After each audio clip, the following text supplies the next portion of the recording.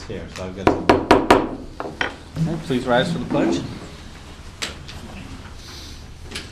I pledge allegiance to the flag of the United States of America and to the republic for which it stands, one nation, under God, indivisible, with liberty and justice for all.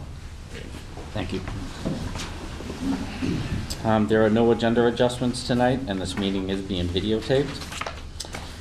Public comments? Any comments from the public? Nope. Okay.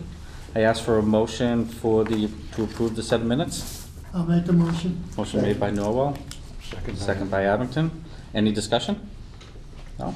All right, all in favor? Aye. All right. Aye. Motion carries. Reports. Jim? Thank you, Mr. Chairman. We have the report, document 3 in your package for March of 2019. We're 9 months into the fiscal year.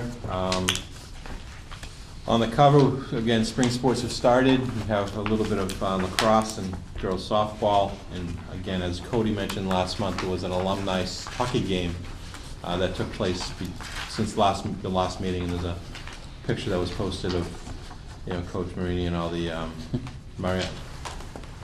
Derek, Coach Derek, and his players. So, page 1 has the cash position. Again, overall, at the end of March, cash balance little bit above $4.1 million. The OPEB reserve account is at $662,000. So again, that's doing very well from a financial standpoint. We moved the money into a higher interest account, so that's growing about $1,100–1,200 a month. Plus, we put a piece of our budget into that $35,000. I think this year we'll go into that from the current budget. So overall, we're in a strong cash position with all of our accounts. Next page is our revenue. Again, we've gone through and we did the billing of our member towns, the 8 member towns on April 1st.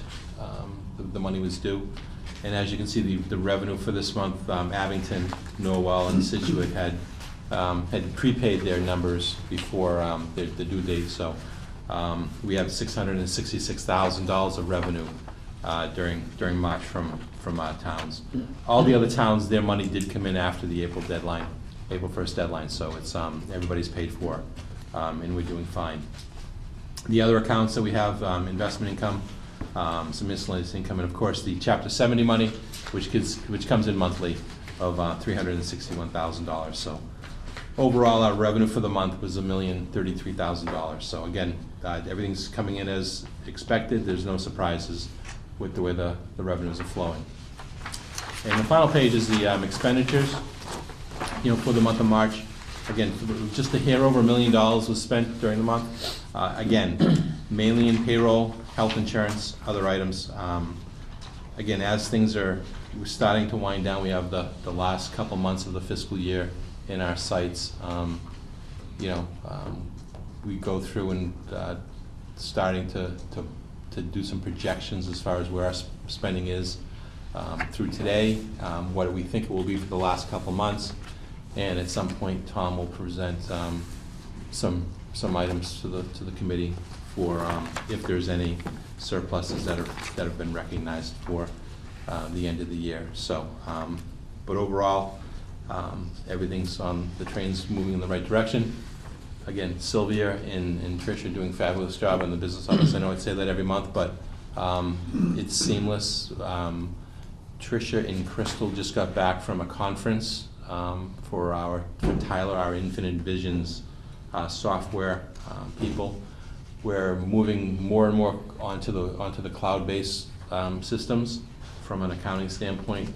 The staff is now able to punch their time in remotely through the computer. A lot of our purchase order stuff is now in the cloud with workflow.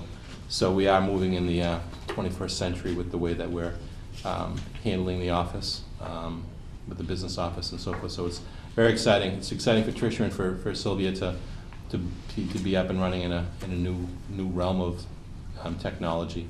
And I think it'll overall make the staff's life's a little easier with their, getting rid of some of the paper that flows through. So overall, things are going well. Thank you, Jim. Can I get a motion for the treasurer's report? Motion made by Hanover, second by Norwell. Any discussion?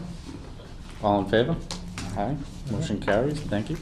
Jim, do you have any other? No budget transfers for this evening, no. Okay, great. Thank you, Jim. Chairman, nothing from the chairman tonight. Subcommittees, Policy Review Subcommittee. You'll have in your packets a list of the recommended policies for the subcommittee. This will be placed on the May agenda for further discussion. Audit. Now we'll hear from Bruce Nolan. Bruce? Okay. Thank you, everybody. Thank you. I'll stand up. Yeah, sure. Go to the microphone. Oh, okay, sure. Thank you. For those who don't know me, I'm Bruce Norling. I'm the owner of the CPA firm that does the audit of the financial statements. And I'm here tonight to give an overview of our audit that is completed.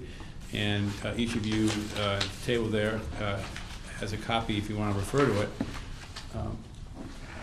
So we, with our staff, audit transactions and test the system of the school, and we do a lot of selections. When I say that, you know, maybe we might look at 40 or 50 items in many of the cycles, such as payroll, and we look at some of the purchases of the capital assets here.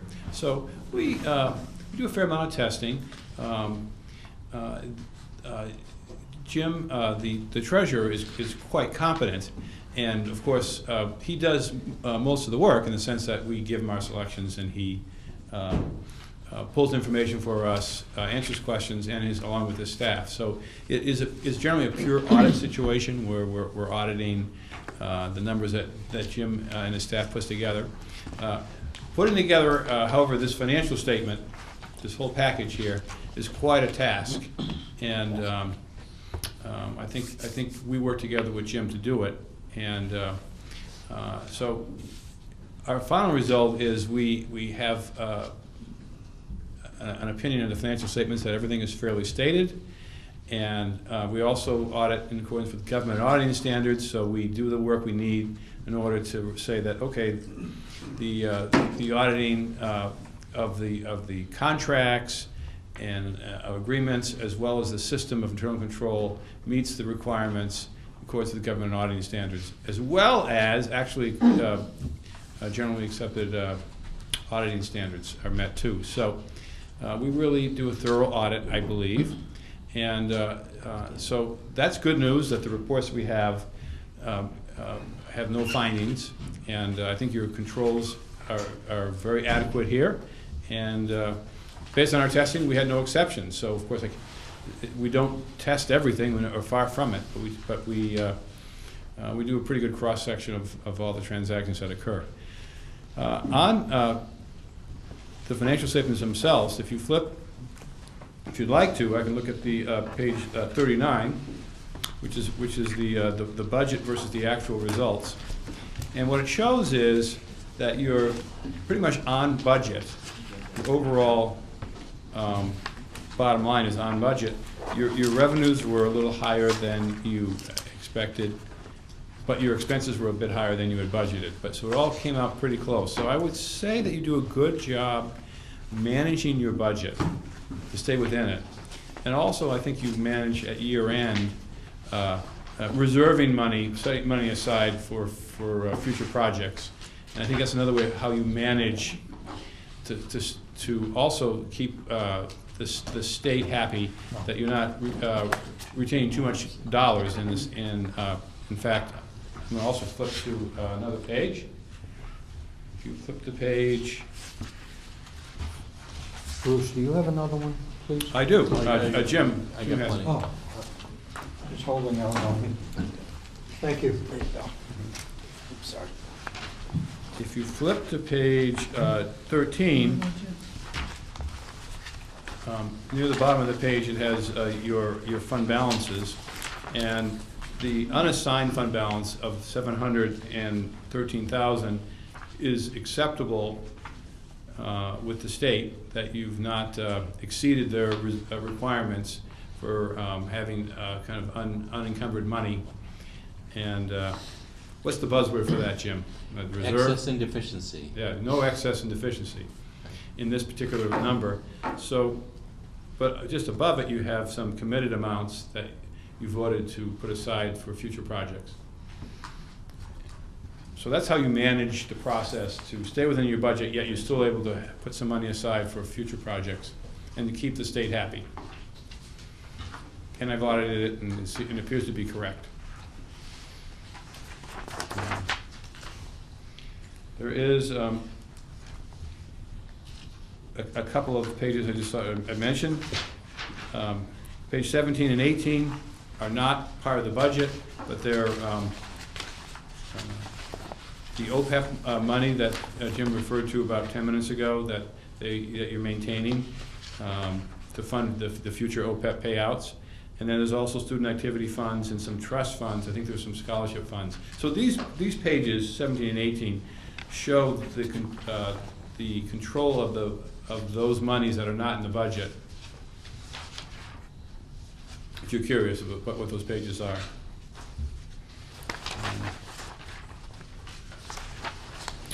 I mean, the only black cloud over the organization is financially is the OPEB and the pension obligations, which are there in many of the government agencies. That is an estimate. That's a fairly large liability. It doesn't affect your budget so much now, but maybe in 20 years it will affect if you can't fund that. But as far as the operating budget and how you did in 2018, I thought you did really well financially.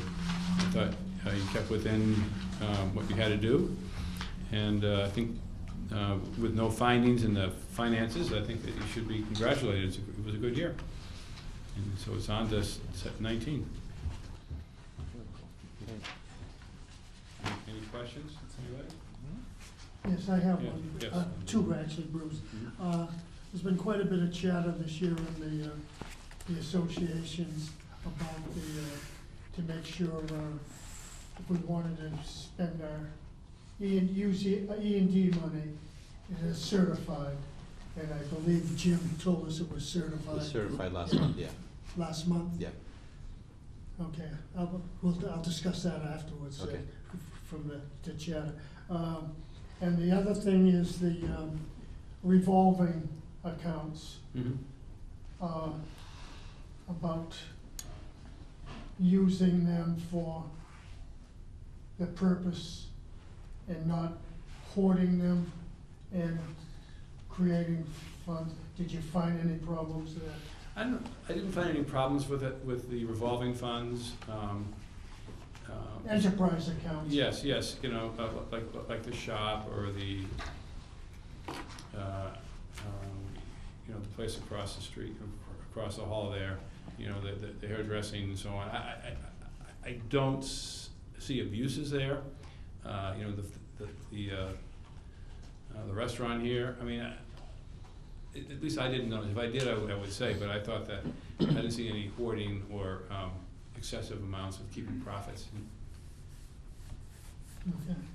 One of the things, Bob, on that is that the state requires us now to have our student activities funds audited every 3 years. Yeah. And Bruce did an audit for us last year on our student activities funds. It's just a separate little piece that he does. They do a more intensive look at all the transactions. We had to give him every check that was written through the enterprise funds, all the money that came in, and they specifically tested the enterprise funds for making sure the money was properly classified, all the expenses related to whatever enterprise fund it was with, that it was signed off on, and so forth. So that's part of the state's, you know, they don't need us to do it every year, but every 3 years now they're looking for us to get a detailed audit of the activity funds. So I mean, I guess if the auto body shop were making $200,000 a year, it might be something that I wonder, you know, what are they doing? If that's what you mean, Bob, you know, I just didn't see any indication of that. Beyond the, let me ask you while he's here on the other question I asked on the certification. was it done before we did our budget, or was it after we did our budget? That was one of the big questions they brought up. And according to some of the chatter on it, we shouldn't be using our E&D until the budget's certified in our next budget. I think our budget was certified, but we don't typically use the E&D. The only time in my term here that we've used Surplus E&D, revenue. the only time we used it was when the boiler project was a matter of, we're gonna use up to 300,000 of E&D to fund the boiler project, so we didn't have to go back to the town. So other than that, we specifically have not, we did a little bit last year in July to fund a couple of the additional programs. But again, we at that point last year, if you remember, the state came through during their audit last year and identified a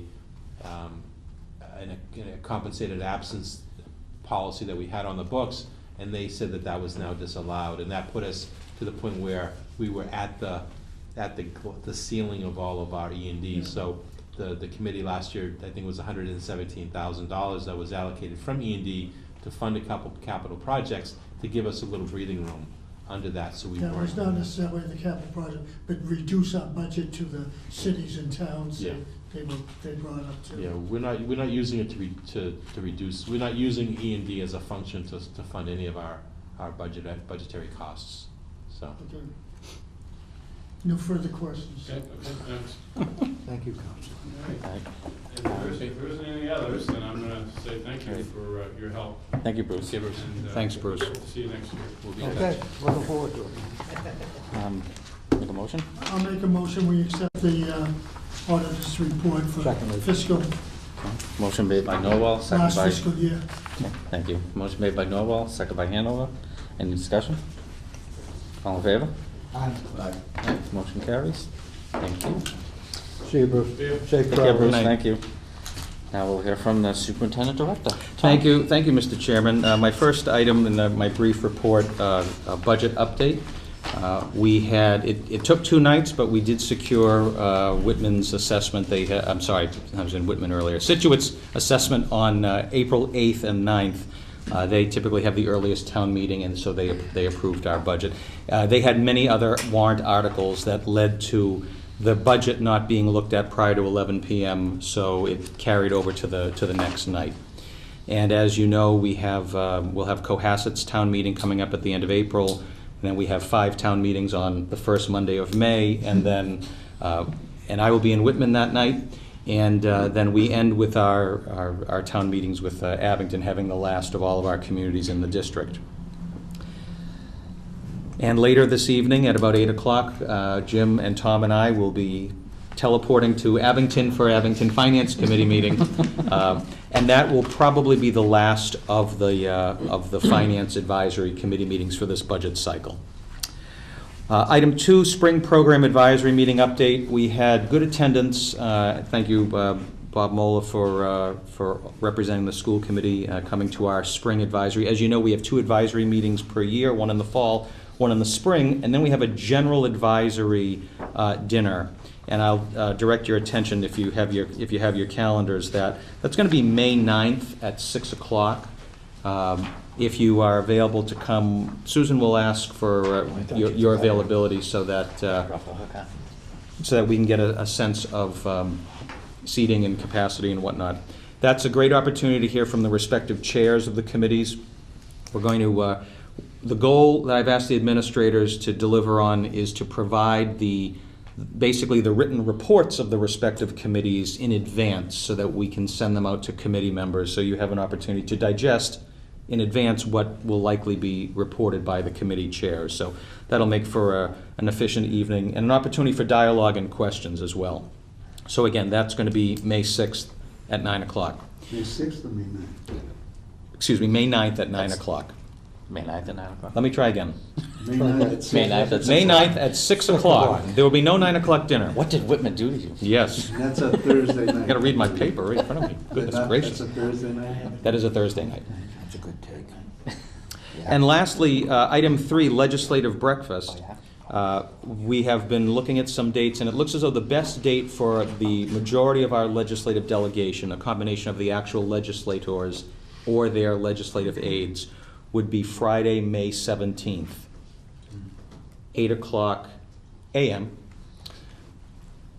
And generally what we've done in the last few years is we'll have a breakfast here in the restaurant, followed by a brief presentation from me and an opportunity for dialogue. Committee members, if you're available, it'd be wonderful to have you meet and continue to develop relationships with our legislative delegation. I'll mention while I'm talking about legislative delegation that I want to voice my appreciation for Representative Dave DeCoste, who I contacted prior to the end of the House budget amendments. There was a window for filing House budget amendments, and I asked him to consider filing an amendment to the budget on our behalf, which would afford us $250,000 toward expenses toward career and technical programming. There are many such amendments that get filed to budgets. This would not be anything radical or unique, but it is something that I think would be appropriate to have some consideration. It doesn't just magically happen. Obviously there's a Senate budget, then there's a conference committee, but it is certainly a point that you have all made in your own way, and I've said as well, which is that we need continued funding in order to keep the top-notch programs we have. So if there's any traction with that amendment, I'll certainly let you know. It'll be something I'll be mentioning at the legislative breakfast as well.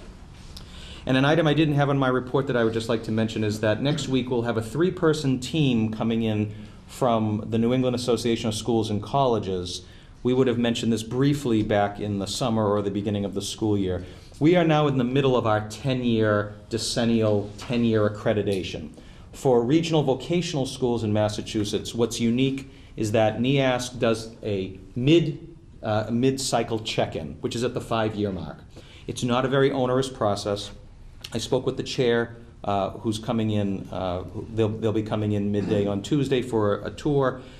Basically, they take the report and they basically are the boots on the ground to double check some of the recommendations. So we provided them with an assessment involving our faculty of how we did meeting the recommendations from 2013's decennial report, and they'll spend a day and a half here. They will eventually produce a modest summary of their findings, which will hopefully be, I sit on the committee that reviews these at NEASC, and I know that my meetings are, the next meeting would be in October, and while I can't vote on our own school's report, we would likely have an official report in October, but an unofficial report would come sooner than that. So that's next Tuesday, Wednesday, Thursday, that there'll be a team here from NEASC. Mr. Chairman, that concludes my report. Awesome. Thank you. Thank you, Tom. All right, we'll move on to new business. May I ask for a motion for the items in the surplus? I'll make a motion that we surplus those items listed. Okay. Motion made by Hanson. I'll second it. Second by Whitman. Any discussion? All in favor? Aye. Okay. Thank you. Motion carries. Thank you. Warrants. Warrants, 1800, 1801, 18B, 19, 19A, 19B, 20, 20A, and 20B, and 2000, in total of $1,263,846.53. Second. Second by Noel. Any discussion? All in favor? Motion carries. Thank you. Any requests for action? Okay. Motion to adjourn? Motion made by Whitman. Motion to adjourn? Second made by Cohasset. Any discussion? All in favor? Hey, All right, great. Thank you. put your track sheet.